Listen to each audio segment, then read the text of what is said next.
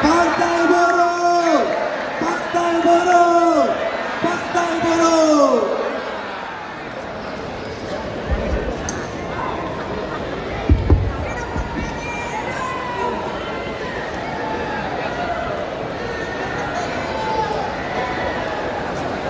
Tes.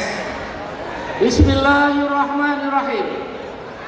Assalamualaikum warahmatullahi wabarakatuh.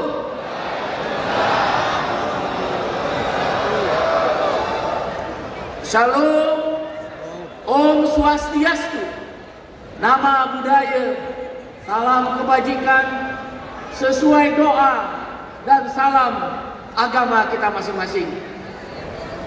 Para tamu undangan yang kami hormati, para pimpinan partai politik yang hadir pada hari ini, Ketua Umum Kadin Pak Arsyad Rashid, Ketua atau Presiden Serikat Buruh se-ASEAN Bung Andi Gani, dan juga Presiden KSPSI, kawan-kawan Federasi dan Konfederasi Serikat Buruh, pimpinan Serikat Petani Indonesia, organisasi perempuan percaya, guru dan tenaga honorer, tamu undangan, dan yang paling saya muliakan, seluruh peserta pada hari ini,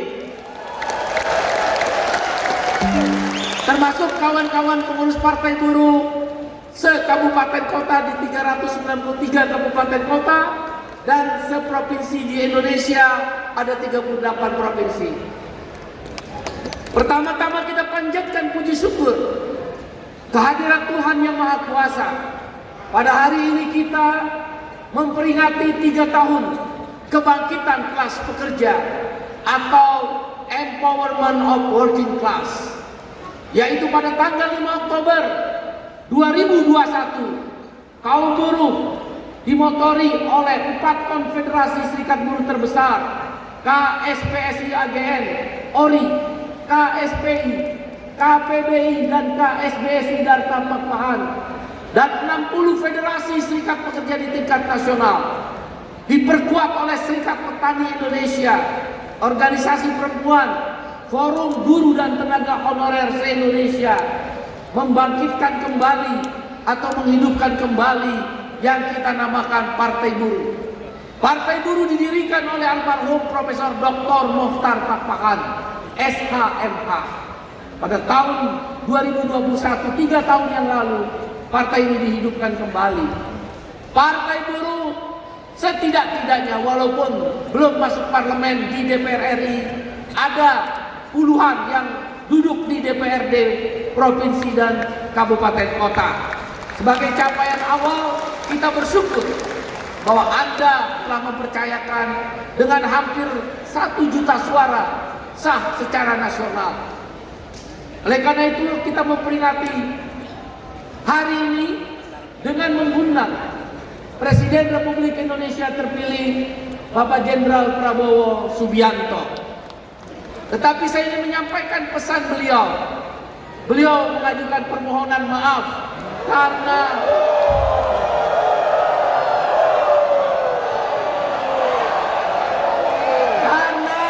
saudara, dengarkan dulu, karena ada tugas negara.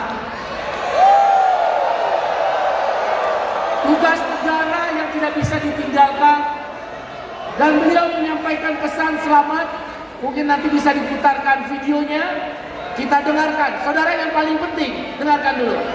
Dengar dulu, mohon perhatian. Yang paling penting adalah 6 harapan dan isu daripada perjuangan Partai Buruh, Serikat Buruh, Serikat Petani, dan kelas pekerja lain tersampaikan dengan penuh kesungguhan dan diterima. Sekali lagi saya katakan, diterima oleh Bapak Jenderal Prabowo Subianto. Dalam kesempatan lain, insya Allah kita akan diterima secara delegasi untuk menindaklanjuti 6 harapan itu. Yang pertama, kita minta ditinjau ulang Omnibus Law Undang-Undang Cipta Kerja, khususnya klaster ketenaga kerjaan. Kita tidak bersepakat di mana negara menjadi agen outsourcing. Negara menempatkan modern slavery, budak modern menjadi bagian dari kebijakan negara di dalam Omnibus Law Undang-Undang Cipta Kerja.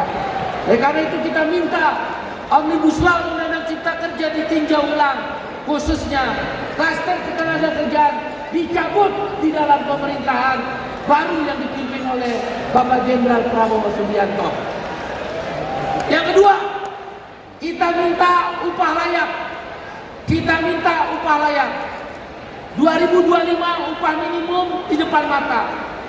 Kita proklamirkan upah minimum tahun 2025 naik minimal 8% sampai dengan 10%.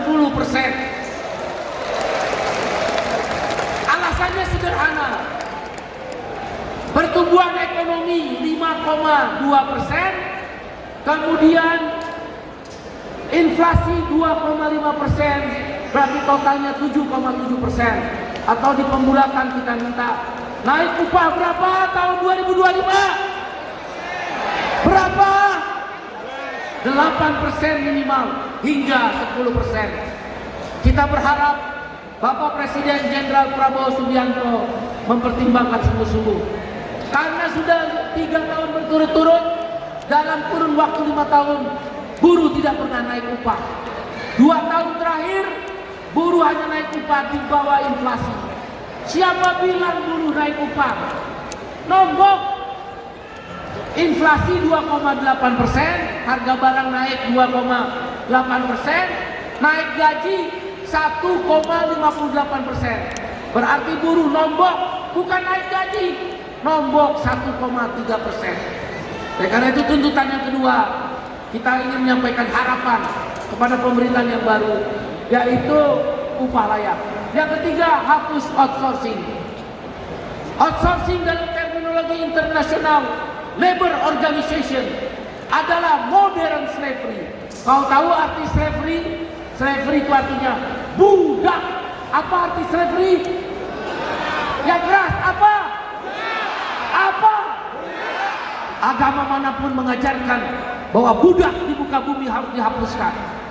Oleh karena itu, perbudakan modern atau outsourcing harus dihapuskan di bumi Pancasila, dan kita percaya Bapak Jenderal Prabowo Subianto akan menghapuskan outsourcing di dalam pemerintahannya. Yang keempat, kita minta reforma agraria dan kedaulatan pangan. The land of wealth. Adam Smith, Bapak ekonomi klasik. The land of wealth. Tanah adalah kedaulatan. Kalau tidak ada tanah, tidak ada kedaulatan. Petani sekarang banyak yang tidak punya tanah.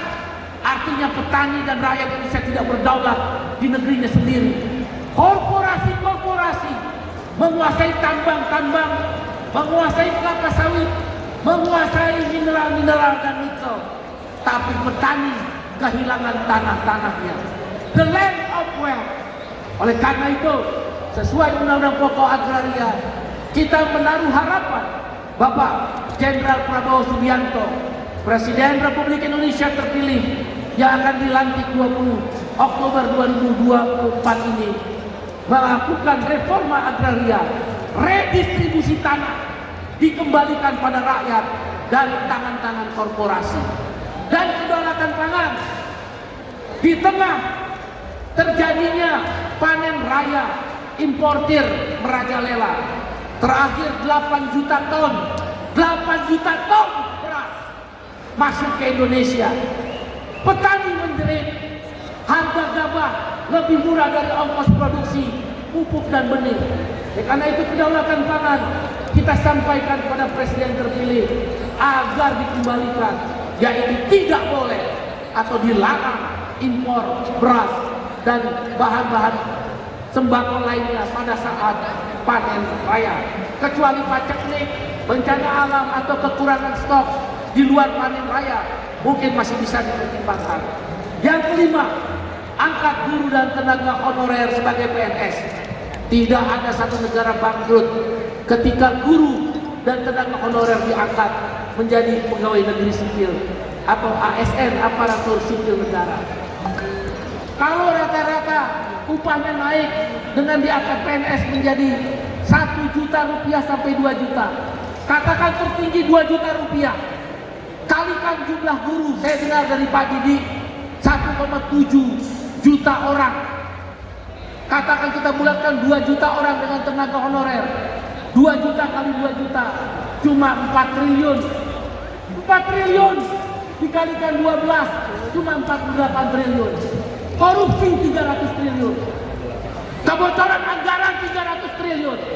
Masa menyiapkan 48 triliun mengangkat PNS menjadi PNS, guru dan tenaga honorer, tidak akan bangkrut negeri ini. Oleh karena itu kita minta guru dan tenaga honorer diangkat menjadi apa? Jadi apa? PNS.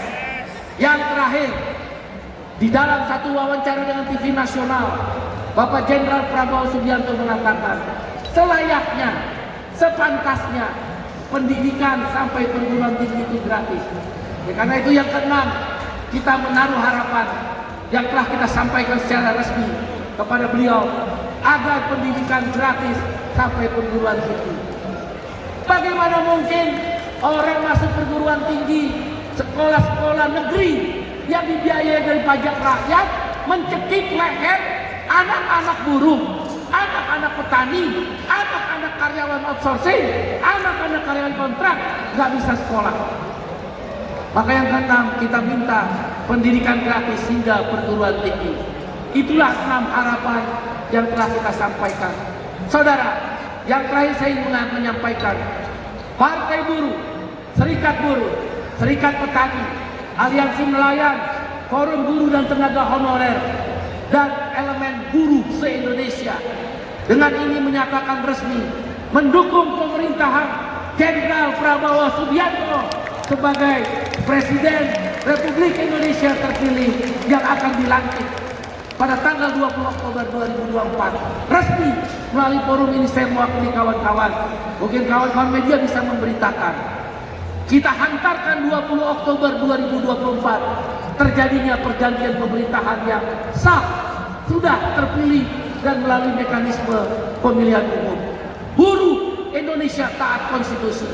Ketika keputusan Mahkamah Konstitusi mau dibajak oleh sebagian saudara-saudara kita yang ada di DPR, kita bereaksi keras karena kita taat pada konstitusi.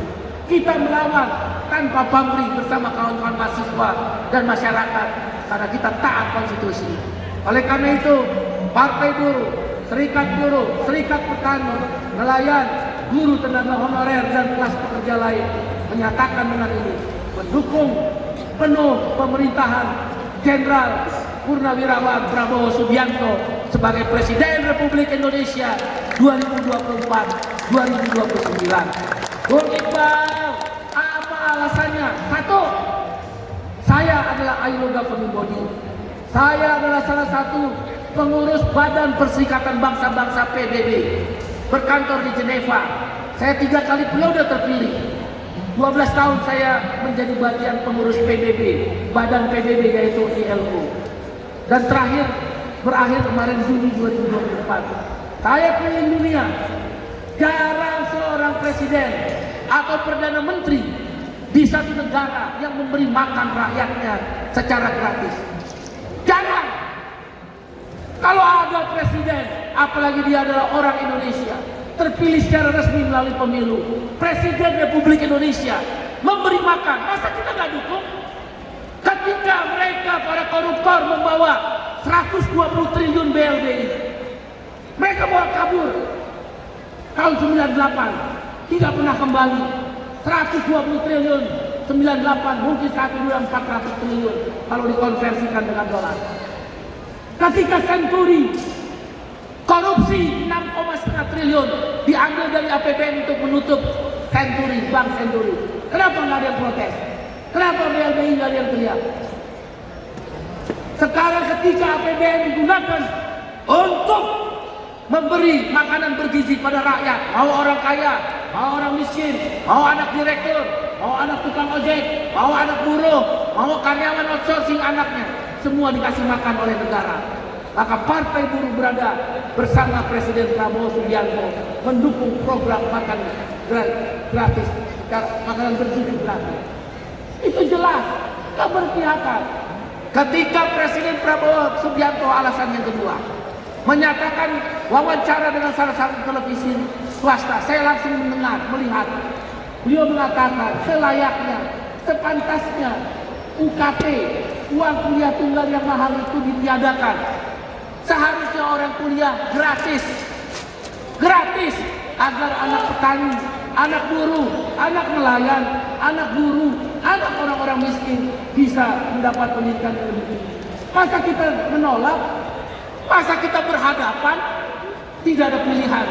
Partai Buruh menyerukan kepada buruh-buruh di seluruh Indonesia, pada petani, nelayan, buruh dan tenaga honorer dan kelas pekerja lain, kita bersama Jenderal Purnawirawan Prabowo Subianto.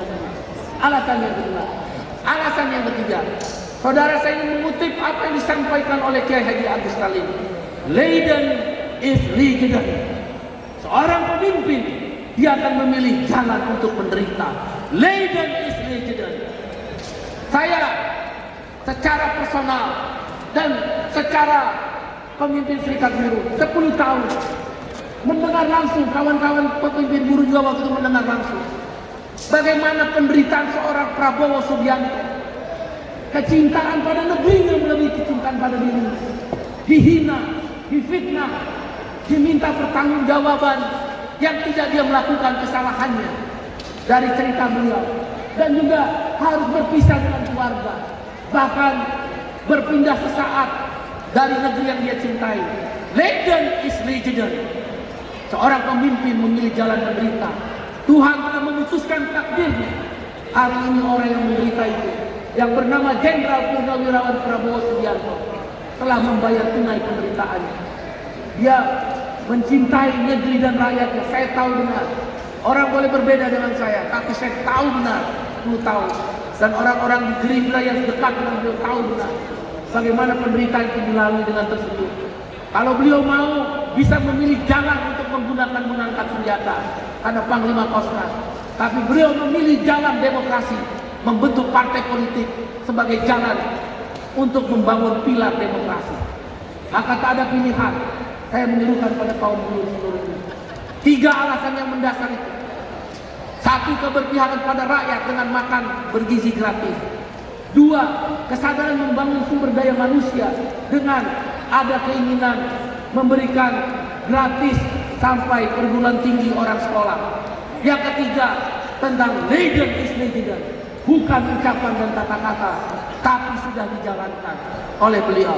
Karena itu, izinkan saya mewakili kawan-kawan buruh melalui kawan-kawan media pada seluruh rakyat Indonesia dan buruh Indonesia, kaum kelas pekerja, kami bersama Prabowo Subianto, Jenderal Purnawirawan dalam memimpin negeri ini. Karena itu kawan-kawan, saya tanya, siap berjuang dengan pemerintahan yang baru? Siap. Nah, ya, siap berjuang? Siap. Tentu ada 6 harapan.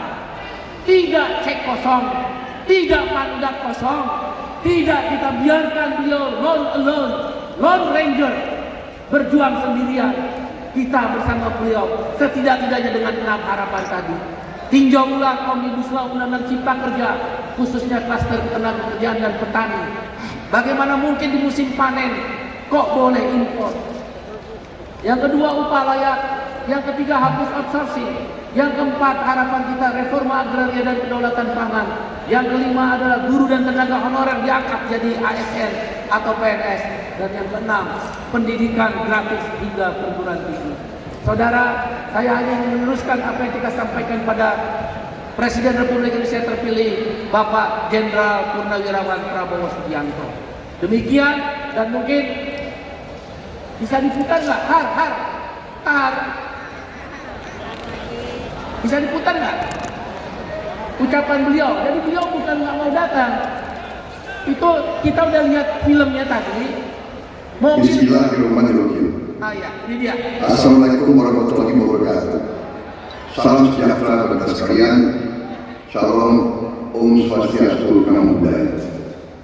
Saudara-saudara sekalian, Saya, Prabowo Subianto, menyampaikan ucapan selamat kepada seluruh kader Partai Buruh yang sedang merayakan 3 tahun berdirinya Partai Buruh. Kepada saudara-saudara sekalian, saya mohon maaf yang sebesar-besarnya tidak dapat hadir langsung karena saya harus memimpin suatu kegiatan yang sudah direncanakan sebelumnya. Tetapi, sebagaimana Anda ketahui, saya sudah lama berjuang bersama saudara-saudara, bersama kaum buruh di seluruh Indonesia, memperjuangkan hak-hak dan kesejahteraan kaum buruh, kaum tani, kaum nelayan, seluruh rakyat Indonesia, terutama kalangan-kalangan yang masih belum menikmati sepenuhnya kesejahteraan sebagai warga negara yang merdeka. Saudara-saudara sekalian, saya kira sudah cukup mengenal saya, mengenal perjuangan saya selama puluhan tahun bersama para petani di HKTI, di KTNA, di Tani Merdeka. Saya bersama saudara-saudara memperjuangkan keadilan. Saudara-saudara sudah mengenal saya bahwa saya memperjuangkan keadilan ekonomi. Saya memperjuangkan ekonomi Pancasila, ekonomi kekeluargaan, bukan ekonomi kapitalisme neoliberal yang seringkali tidak cocok dengan Pancasila dan Undang-Undang Dasar 1945. Karena itu, saudara-saudara, tentunya saya berharap bahwa kita terus akan bekerja sama, saling mendukung, saling memberi semangat, saling mengoreksi. Saudara-saudara sekalian, Indonesia negara yang sangat kaya. Indonesia diambang tinggal landas. Indonesia akan menjadi negara maju.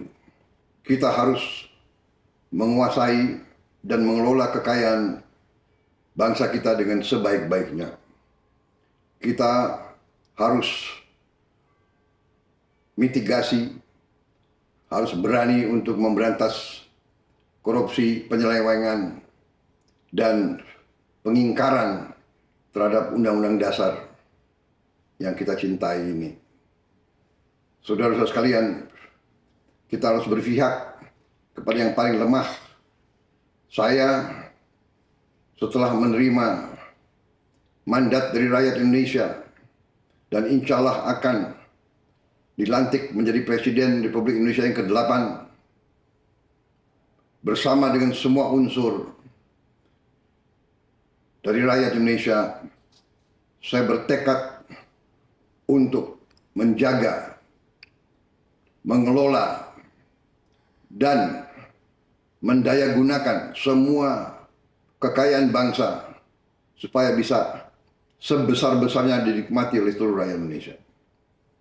Dengan keadilan ekonomi, dengan keadilan sosial, saya percaya nasib seluruh rakyat Indonesia akan tambah baik. Selamat berjuang.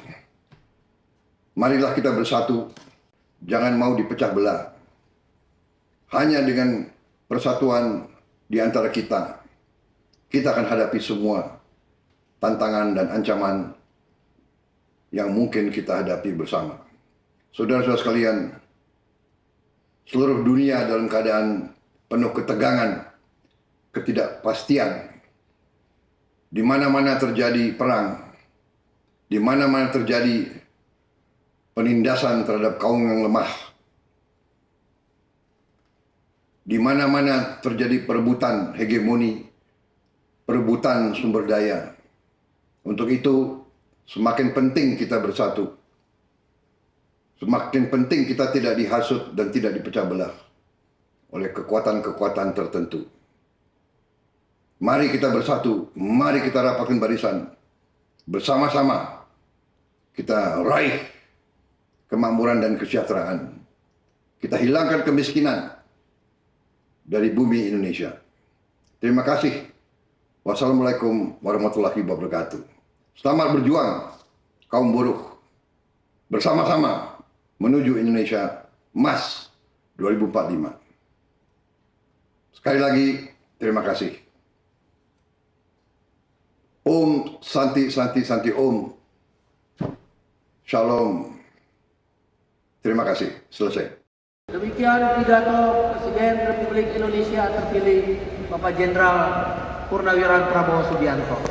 Tidak mengurangi maknanya walaupun beliau sudah berusaha, karena tadi kita udah lihat iringan-iringan protokoler sudah berada di depan lobi daripada Kementerian Pertahanan.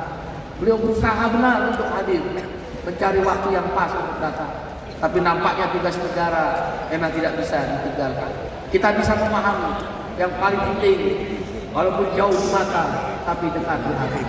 Kali lagi 6 harapan itu mudah-mudahan sudah kita sampaikan. Insya Allah sudah disediakan oleh kawan-kawan media secara langsung, yang bahkan TV One sudah blocking time untuk menyiarkan langsung pidato saya ini, untuk mudah-mudahan bisa disampaikan kepada Bapak Presiden Prabowo Subianto. Saya Presiden Partai Buruh, Presiden salah satu serikat buruh, dan mantan ILO Governing Body, sangat percaya 10 tahun kami bergaul seperti yang beliau tadi katakan, kami memahami yang disebut legend is legendary. Panglima Besar Sudirman mengatakan, rakyat tidak boleh menderita. Seorang pemimpin harus siap untuk menderita. Apa yang dijalani oleh Prabowo Subianto, Jenderal Purnawirawan, yang sekarang Tuhan beri kesempatan untuk menjadi Presiden Republik Indonesia, asal kita gantungkan pada orang yang disampaikan oleh Jenderal Sudirman. Mudah-mudahan ucapan saya dari awal hingga akhir tidak bermaksud untuk menjilat ataupun mengharapkan sesuatu. Semoga Tuhan menjauhkan saya tentang itu, mewakili kawan-kawan. Amin. Ini adalah tentang harapan dan keyakinan. Kita yakin Prabowo Subianto, Jenderal Purnawirawan, Presiden Republik Indonesia terpilih, yang akan dilantik 20 Oktober 2024. Asa itu kita gantungkan, harapan itu kita letakkan, sebagaimana tadi pidato. Semoga Tuhan, semoga Allah setidak-tidaknya untuk diri saya tidak bersifat menjilat ataupun mengharapkan sesuatu, karena sebuah harapan, asa, dan keyakinan. Akhirnya saya ingin mengucapkan terima kasih pada kawan-kawan, walaupun sebagian sudah ada yang keluar karena sedang menunggu kejenuhan. Kita bisa pahami, dari jam 8 pagi sudah mulai berangkat dari tempat-tempat seluruh lokasi-lokasi pemberangkatan, bayar sendiri, biaya sendiri, makan sendiri, tidak ada yang membiayai, tidak ada cupong, tidak ada bandar, tapi kita dipersatukan karena sebuah cita-cita. Sampaikan salam kami kepada keluarga kawan-kawan yang ada di rumah. Sampaikan rasa hormat kami mewakili Partai Buruh. Insya Allah 2029 Partai Buruh masuk papan tengah sekitar 5 sampai 6. Ya. Siap berjuang. Siap. Siap berjuang. Siap. Tetap semangat. Nah. Ayo semua berdiri. Saya minta sebelum kita tutup pertemuan hari, semuanya berdiri. Karena meta yang di belakang itu ada berdiri nggak? Ayo berdiri semua, berdiri. Berdiri. Udah berdiri? Kan saya nggak lihat gelap. Ayo kita nyanyi yang semangat. 1, 2, 3. Halo, halo Bandung, ibu kota periangan. Halo, halo Bandung, kota kenang-kenang. Lebih keras. Sudah lama kita tidak berjumpa dengan kau. Sekarang telah menjadi lautan. Mari